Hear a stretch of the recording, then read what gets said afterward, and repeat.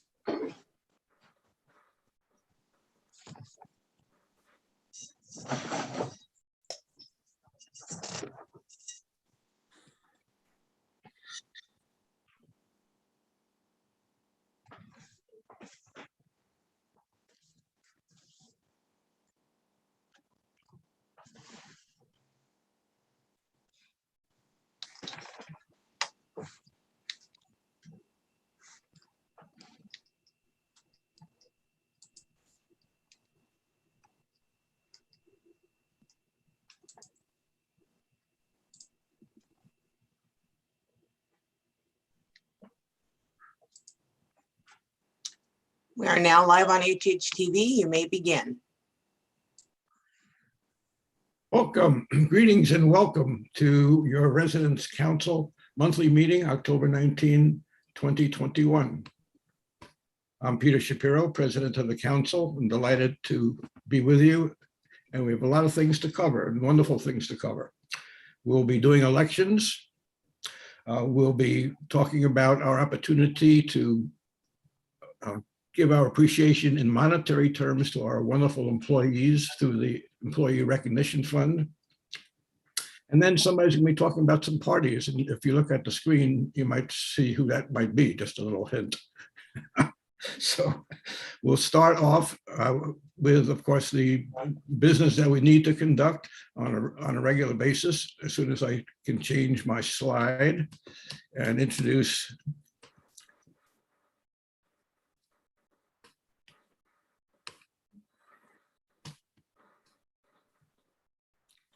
Connie Hillier, our secretary, to present the minutes of the September monthly meeting. Take it away, Connie.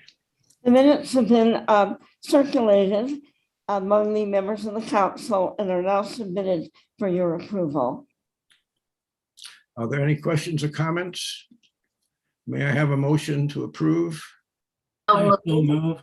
Okay, please signify by raising a hand and saying aye. Aye. Aye. Any opposed? Any abstentions? Thank you very much, Connie. Good job as always. And the residents should remember that those minutes are available when they get published in the library in the area where in the back by the window where the resident council materials are kept. Okay, I'm going to introduce now Diane Tinker, our treasurer, with the financial report, September financial report. Hello, we have completed our first 6 months. This is our halfway point in the year. The income for September was $7,184. Expenses were $4,572. So our net income for the month was $2,612. Our 6 month totals, income $35,653. Expenses, $31,513. So net income for the first 6 months of the year, $4,140. We continue to be sailing along in good shape. Great. Thank you always, Diane, for your great work as treasurer. Just want to point out to residents, most of you probably know this by now, but we have two calendars. We have the fiscal year calendar, which is April 1st through March 31st.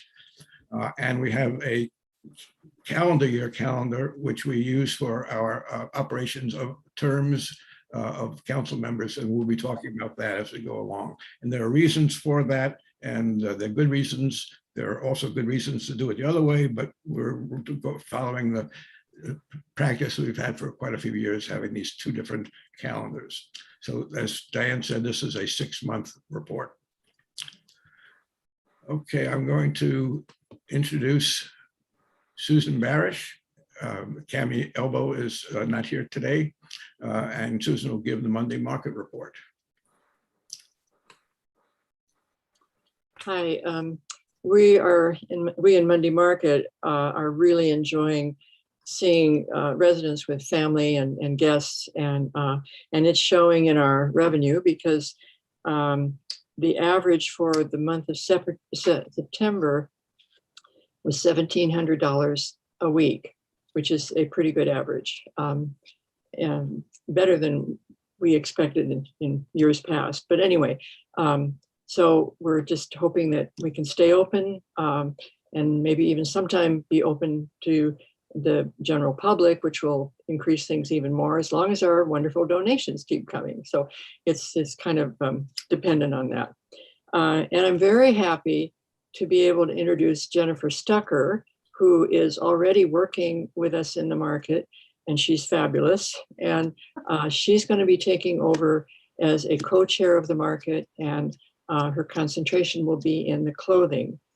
And on that note, Jennifer recently had a little trip to the wine country of France, and she has a few little tidbits to share with you how Monday Market went with her on that trip. Jennifer?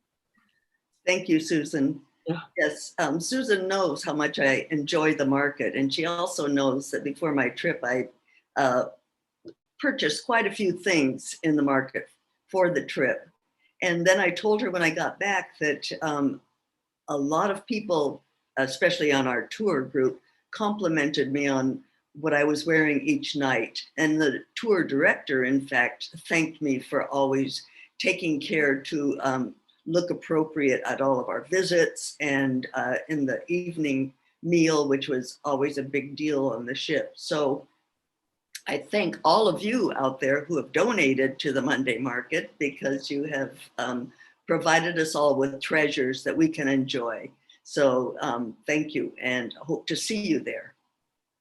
Thanks, Susan. Oh, great, Jennifer. So the Monday Market is worldwide. That's right. Right. It was France, correct? The Paris branch of the Monday Market fashion show. Yes, We have an office there, yes. right.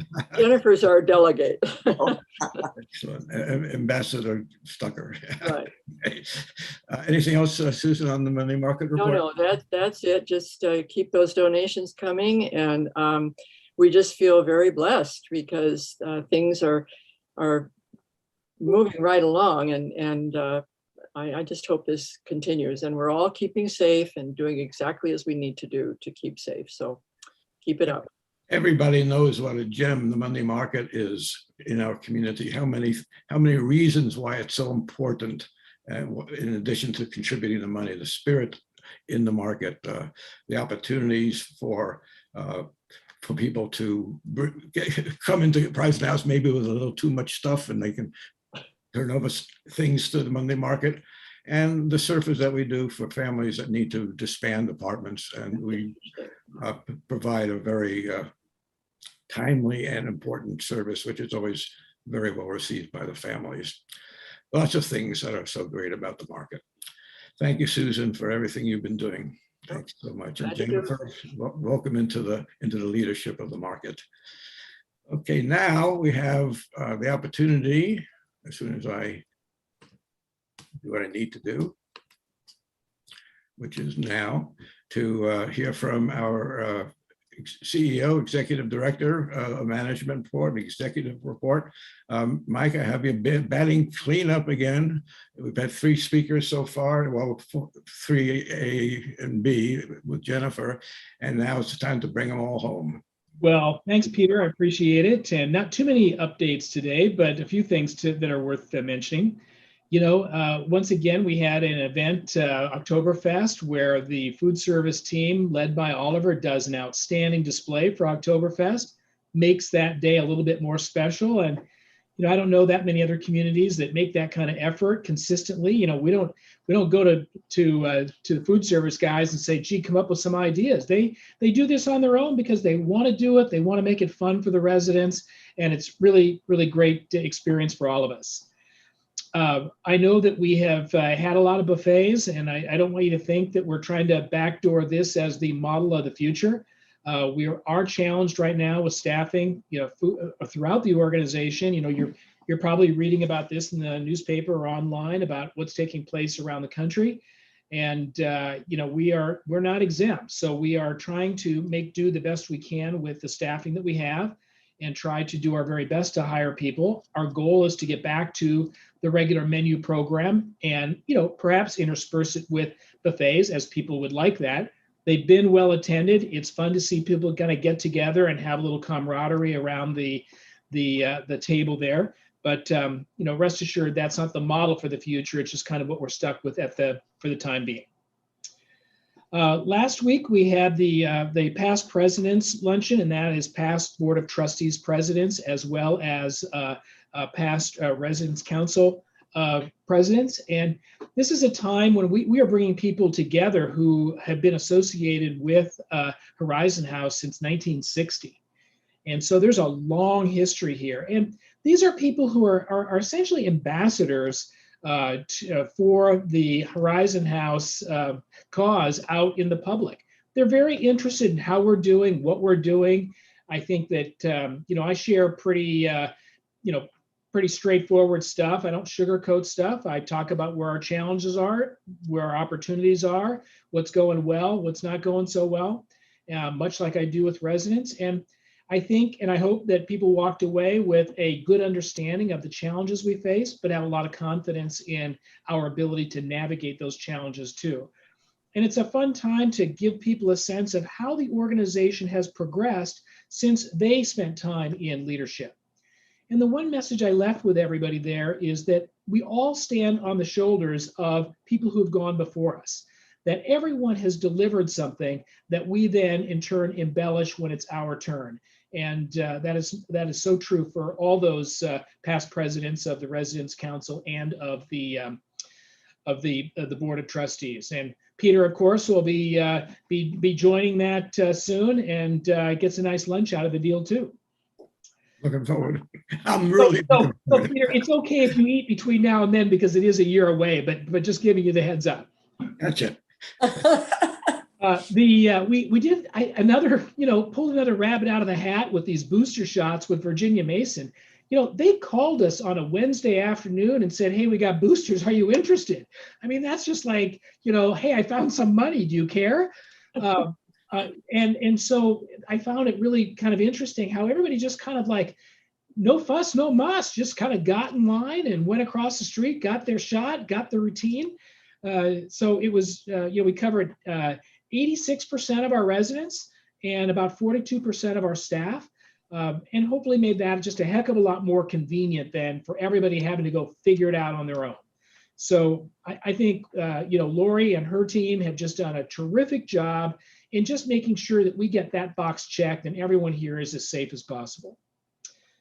We've also had the flu shot clinics. We had two rounds for residents and for and staff, and we're 66% of independent and assisted living residents, and about 78%, I guess. Let's see, 75% received their shots at our clinics, 22% received them elsewhere. So sometimes people go to Bartell's, that's great, but we'd like to offer the convenience here. Then I was invited to a really nice lunch last week, also with that Sue Shaw put on with Dr. Grabowski, who is from the UW Memory and Brain Wellness Center, and had a chance to talk with him about a lot of optimism in memory care as he looks out into the future. And we always hear a lot about how memory care is a challenge, and of course it is. But sometimes it's a big downer. And I came away from that lunch, I didn't see his presentation, and I hope you did, with the idea that there's a lot of great work being done here that has an opportunity to mitigate the impact of some of those severe memory conditions. So all is not lost, and hopefully you were able to plug into that so that you could get some tips and be inspired by what he had to say. Last couple of things, just, keep wearing the masks in public. I know it's kind of a pain. Nobody really likes it, but it's just one more added feature on top of our vaccines to stay healthy. And then, manage the social distancing. And, I was watching the Seahawks game the other night, and it's like, man, I don't know. It's an awfully big crowd all together like that. I don't know if I'm ready for that, but certainly get together with friends and family and have some fun. But manage your distance from all those strangers. The CEO report will come out in another week and a half or so, and always encourage people just to look for the tidbits. We share a lot of info, and that's one place where you get it. And the next place you get it is the Fireside Chat, and that'll be on Friday, October 29th. And we're looking forward to seeing people in that hybrid model of in-person and online. So that's it, Peter. Excellent. Good news. And I will be looking forward to the next edition of the Past President's Luncheon. Wow. Right. Take care. That's great. Thank you. I mentioned when Diane Tinker was giving the report about the 2 years that we have, I think just about everybody knows that there are reasons why it's an advantage. There are reasons why it might be better to have them coinciding, but years of experience have brought us to the point where we have the 2 different calendars, and the yearly calendar controls the terms of each of the members of the Residence Council. They're 3-year terms, January to December for 3 years. And that overlaps with the fiscal calendar, April through end of March. So this year, we have people's terms coming to a close because of the calendar. And that's Mary Ann Anderson, Susan Corning, George Counts, and me, Peter Shapiro, and Audrey Weitkamp. And what happens next, or because of that cycling, we have a nominating committee. Dick Clark is the chair. Members are Ruth Eller, Patty Flowers, Karen Gwillem, and Don Mayer. Dick is the only council member on the committee, and we don't need to, the bylaws don't say the committee chair has to be a council member, but there's a limit of only 1 council member on the chair. And that was a very smart move by our predecessors. It reflects the desire and the actual accomplishment of having new people coming in, not a carryover of friends of the friends who are leaving and on, and becoming a small kind of a clubby nature. And we think it works pretty well. So I'll introduce Dick now, turn it over to him to present the nominating committee slate of nominees. Dick? Thank you, Peter. Fellow residents, the nomination committee presented to the resident council board a fine slate of 5 residents who are willing to give of their time and energy for a 3-year stint on the resident council board. I will present them to you one at a time, and each will share a few words about their background and their interests. We'll do it in alphabetical order. So Wilton Fowler, take it away.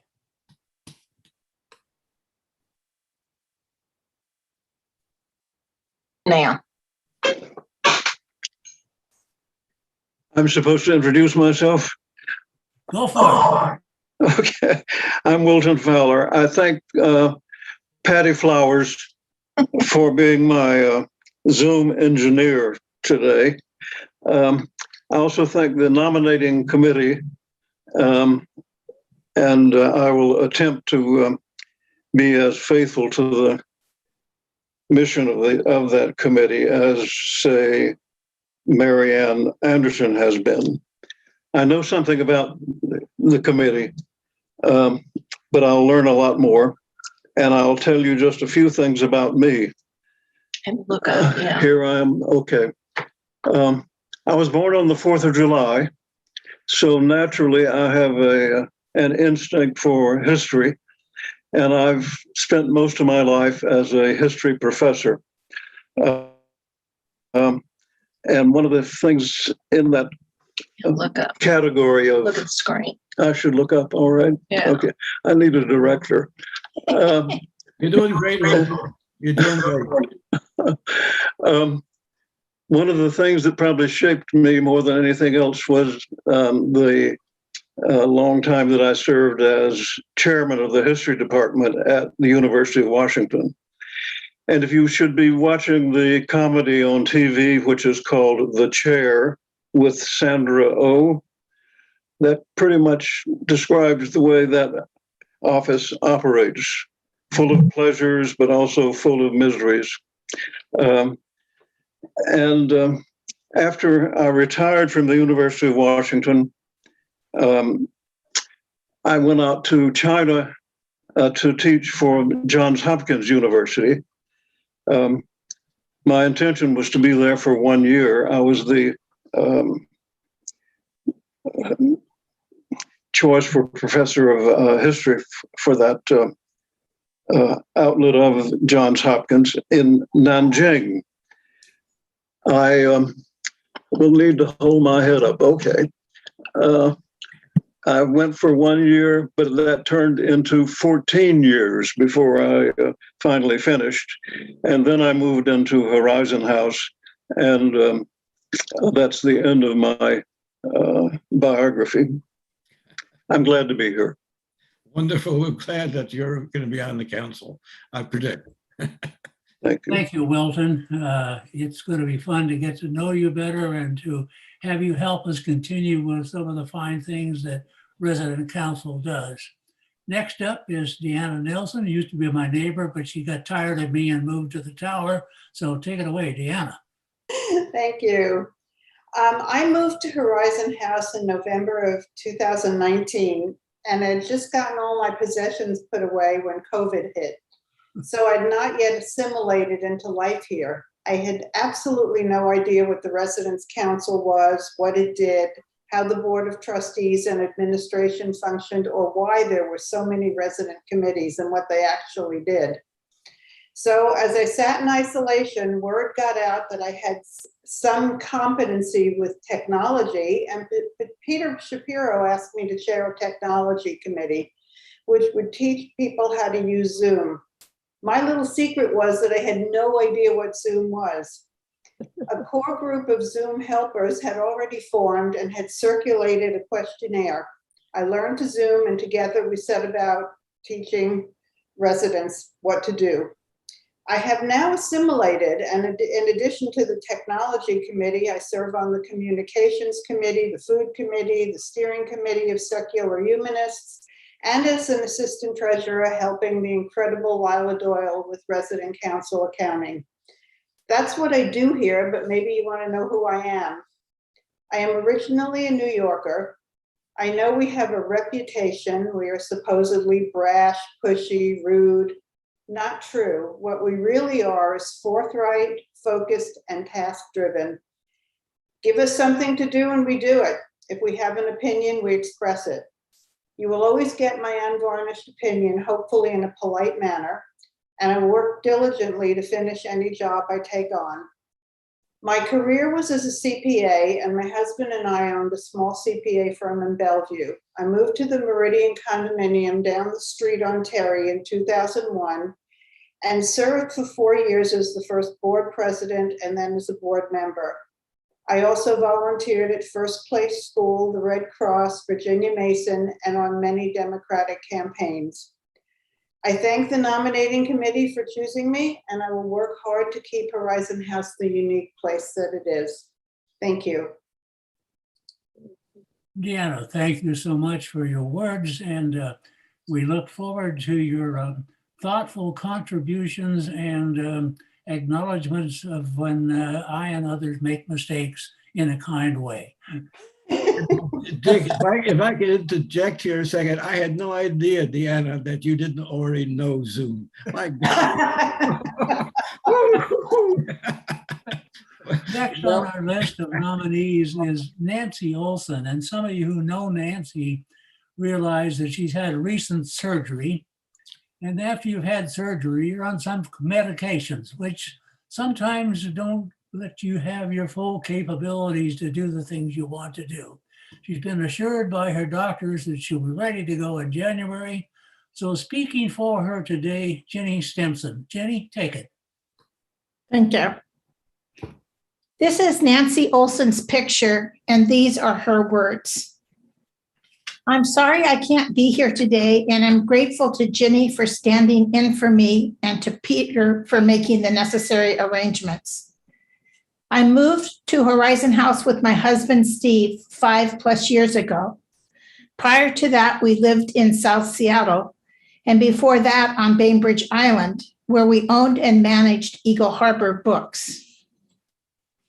After we moved to Seattle, we volunteered with the lifelong recreation program of Seattle Parks, planning and leading walks throughout Seattle's varied neighborhoods.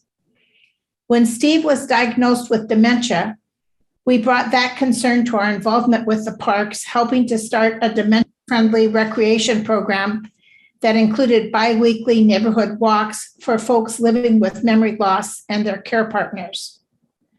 At Horizon House, my commitments have centered around neighborhoods and library committees. With neighborhoods, I planned programs on Belltown, Magnuson Park, and other Seattle destinations. I also organized Saturday morning walks to nearby Seattle neighborhoods. When COVID prevented our gathering together, I shifted to planning a series of self-guided walks in the greater First Hill neighborhood. Those walks are available to you at the front desk and on HH Connects. With the library committee, my chief responsibility is for maintaining our little free library on the corner of University and Terry. I've also collaborated with the First Hill Improvement Association to help maintain the other little free libraries here on First Hill. I want to mention that Steve lived the last year of his life in supported living here at Horizon House, and I spent lots of time with him there. This brought me knowledge of and great appreciation for the supported living staff and programming. I'm looking forward to serving on the Residents' Council in order to contribute in whatever way to our resident-driven culture. Thank you. Jenny, thanks for reading that. And Nancy, we hope for your quick recovery and look forward to your service with us on the board. Sally Wren, I know, likes fresh seafood. So if you want to know where to get some, she'll tell you about it. But in the meantime, Sally, tell us a little about yourself. Take it away. Thank you. I was born with humor, and I like to say that I was born in Missouri under a rock, but I got out. And so I just wanted to go on to say that I also feel I was born just full of enthusiasm and curiosity. And the 13 years I spent on the farm, however, in Missouri, with my siblings, 8 siblings, my parents, my aunt, and the community, it was community living. I learned about honesty, kindness, follow the rules, be responsible, and be resilient. And most of all, have faith and have courage. And my mother used to say, Sally has never met a stranger. And so I try to live up to my mother's saying and have new friends since we moved here. John, my husband, current husband, and I of 37 years moved here again, like Deanna, just before the shutdown. We moved in November 1st, but actually lived here as of December 15th. And I love it here. And the thing that I found most interesting about Horizon House is every time I had something about where do I find something, it was always either a room or the concierge. It's wonderful. And the other thing, then at 14 years old, back to my under a rock, I got out, we moved to Southern California. And that was a whole new experience of learning and adventure. At 19, when I was in college, I was exposed to a thing called the stock market from Orange County, having the only direct wire in to New York City at that time. And so my goal of a lifetime was to be a stockbroker. Then at age 32, I came to Seattle, a single mom with 2 children, my beautiful children, and that goal became a reality. And during all my 24 years with Merrill Lynch as a broker, I especially enjoyed not only my wonderful customers, but teaching goal planning and financial planning, and would teach that to the Y, junior colleges, wherever I was asked. I have served on the board of several nonprofits, as well as a term on the 2 terms on the Chamber of Commerce. And I love serving above self from Rotary. And I love this community and am honored and pleasured and fortunate to be here and to serve the best ways that I can. And thank you all for nominating me. And I'm looking forward to my 3 years with the Horizon House Council. Thank you. Sally, thank you for those words, and we look forward to your humor and maybe learn a little bit more about Under the Rock and in your previous life.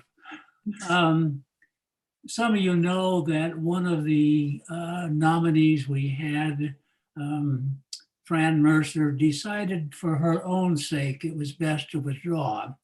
So we quickly went to work and we found another wonderful person to fill that 5th position. And I'd like to introduce to you now Carol Roach and thank her for taking up that 5th position, and tell us a little bit about yourself, Carol.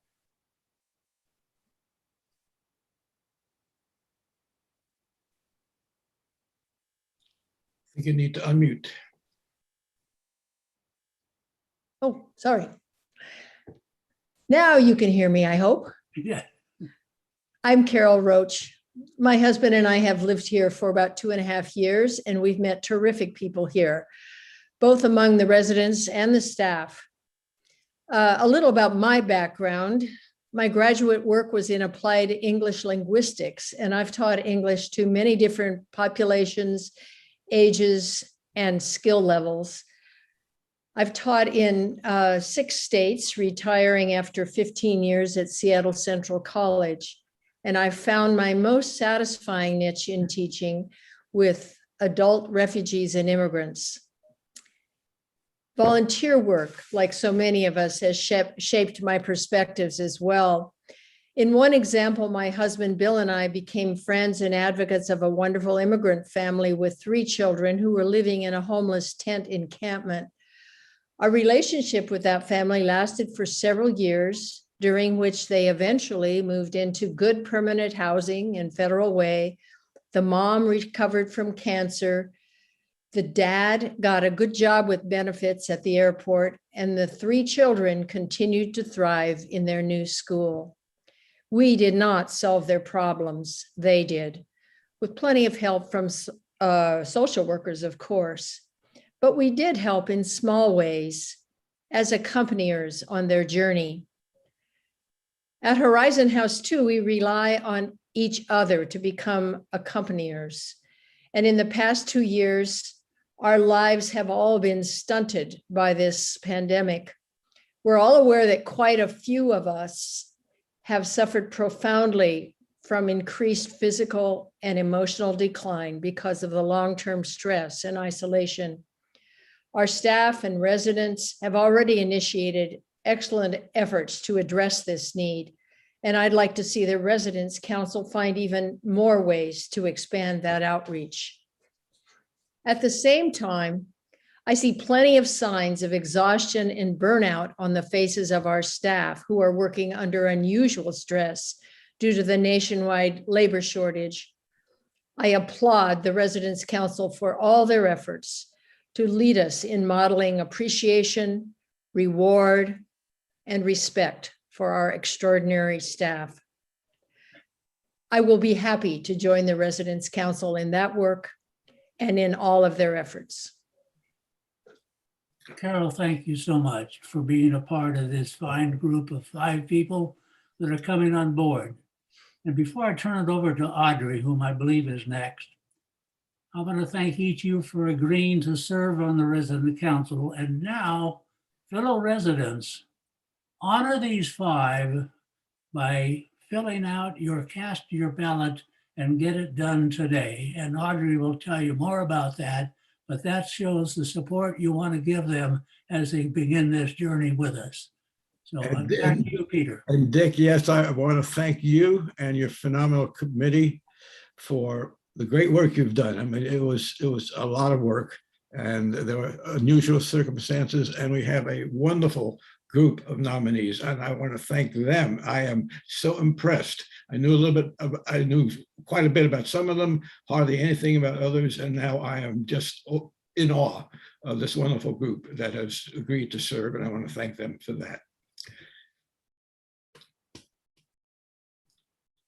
So, Vice President for Administration, Audrey Weitkamp, will talk us through the procedure, which of course is affected by the fact that we are meeting virtually still, different than what would have been before the pandemic struck, and she'll explain what's going on. Audrey? Thanks, Peter. What you will find in your mailbox today is 1 or 2 ballots, depending on how many people live in your apartment. If you didn't get it or didn't get enough, please call me 6661. There are 3 ballot boxes. One is in the mailroom, right below where all the pictures of the nominees is. Second one is on the first floor, where you take the elevator up to the North Tower. The third is in the assisted living. We may not appreciate meeting so often in Zoom, but for the last 2 years now, we've been able to include people in assisted living, watching the program as they are, and having their own ballot box. I have put a little container of pencils next to each of the ballot boxes. So when you take your ballot out of the mailbox, don't carry it up and lose it in the compost pile on your desk if you have one, but instead just check it off. You might ask, why should we bother voting when it's not really competitive? We have already 5 very good people. There was a time when it was competitive, when there was a very big fight in the resident council about how it should be managed. But since then, we have had, I don't think I have seen nominations from the floor. But what you can do by voting is just to acknowledge that these 5 very busy, very talented people are willing to donate a lot of time and effort, and as a way of thanking them for their work. And that's all I have to say. So mark off on your ballot. It's either accept or reject. Excellent work, Audrey, as ever. You've taken a complicated situation and you made it seem easy. And I know you put a lot of work into it. And thank you for that and everything else you're doing. I pick up the banner right now to go on to the next step of the turnover of personnel, of members of the Residents' Council, and that is to appoint a special nominating committee. And I have done that, and this is the committee. The special nominating committee is chaired by Susan Corning. Audrey is on the committee as another member, and Marianne Anderson is the 3rd member. So what is the role of the special nominating committee? Well, I'll tell you, I'm glad you asked. They will present to the council at its next meeting in early November, not the the monthly general meeting, but a planning meeting, which I believe is on November 9, Tuesday, the second Tuesday. They will present a slate of nominees for the offices, the president, 2 vice presidents, secretary, and treasurer. The meeting is attended by the current members, the current outgoing members, the incoming members, and everybody has a say in what's going on. The slate is presented and an election is held to determine the holders of those offices, which are effective in January at the turnover of the terms, and each run for a year. So you'll be learning about who the new leadership is after we finish that work next month, early next month.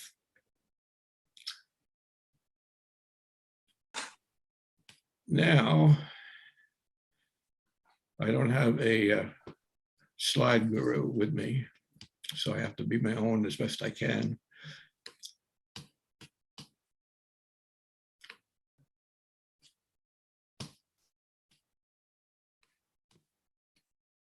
And go on to the next event, which is, as Carol mentioned, such an important opportunity for us to show directly our appreciation in monetary terms.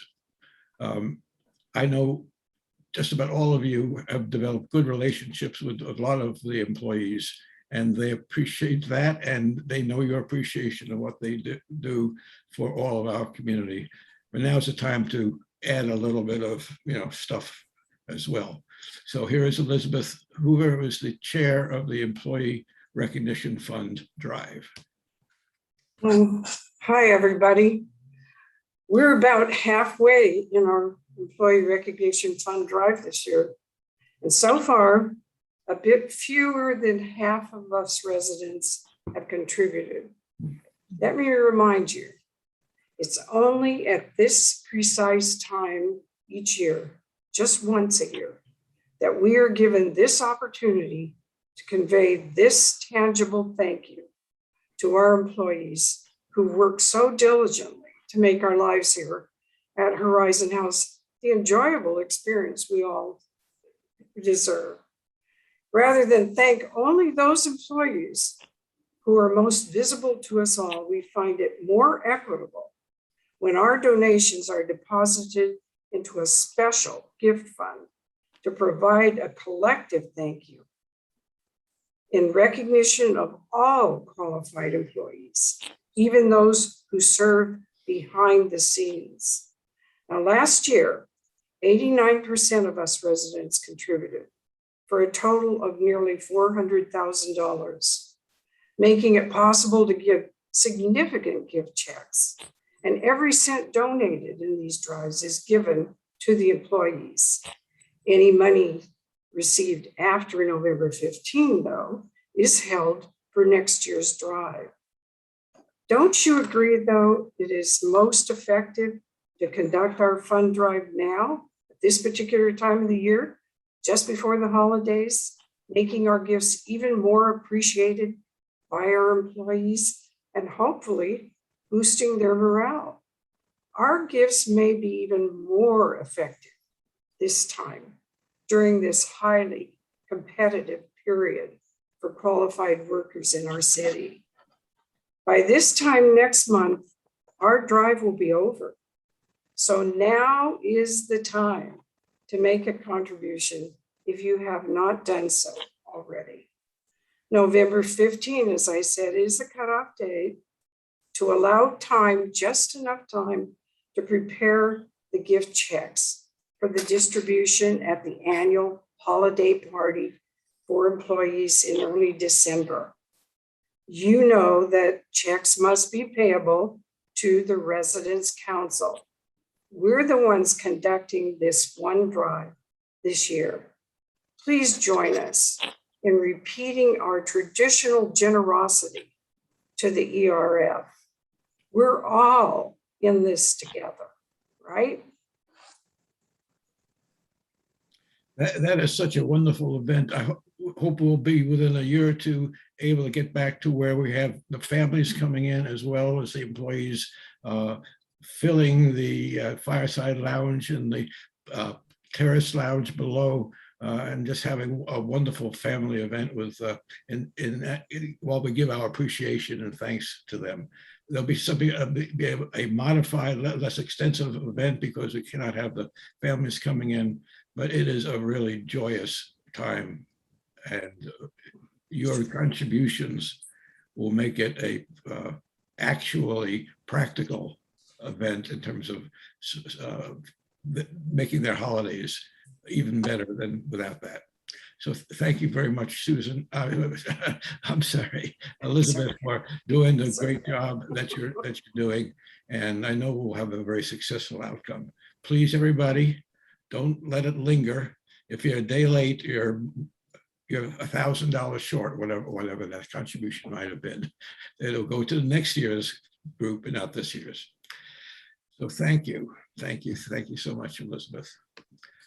And now, talking about parties, well, not necessarily that party, we have a spotlight, and our phenomenal spark plug, one of many spark plugs, but perhaps the most sparkle of spark plugs, who must have known that Wilton Fowler was born on July 4th and therefore dressed appropriately, right? Is that correct, Zoa? Thank you very much. Yeah. So just like, when I asked Deanna to be the chair of technology, the Zoom thing, I had no idea she didn't know it. Anyway, Zoa, you are a veritable dynamo, and take it away. Thank you, Peter. Happy Halloween, everyone. We have a tremendous Halloween party committee working day and night to produce a fabulous party for your spooktacular enjoyment. We are going to gather Friday, 2:00, October 29th in Anderson Hall for a grand parade, entertainment, gifts, goodies, pumpkin weight contest, Friday night movie, pumpkin decorating contest, frights, chills, music, and everything COVID restrictions will allow. Please don't be shy. It's time to get down wild and crazy. Costume up, and we hope to see you Friday, October 29th, 2:00, Anderson Hall. Please be sure and stop by for a spell.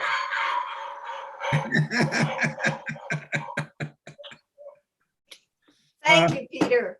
Oh, thank you, Zoa. When I saw your hat in the cameo, I didn't realize that it was more than just red, white, and blue. You're showing all the colors of our community. No question. Thank you. Thanks for everything you and your be there. Be there. Absolutely. Okay, thank you so much. Okay, now we sober up a little bit. Not really, because Audrey's such a nice person. And she returns to finish up the rest of her Vice President for Administration duties in this meeting. Thanks, Audrey. Thanks, Peter. The Bylaws Committee meets at least once a year, and the amendments that we proposed and that the council members voted on at their planning meeting are all pretty much housekeeping things. There wasn't anything terribly controversial. If there had been, then we would be presenting it to all of you for your input.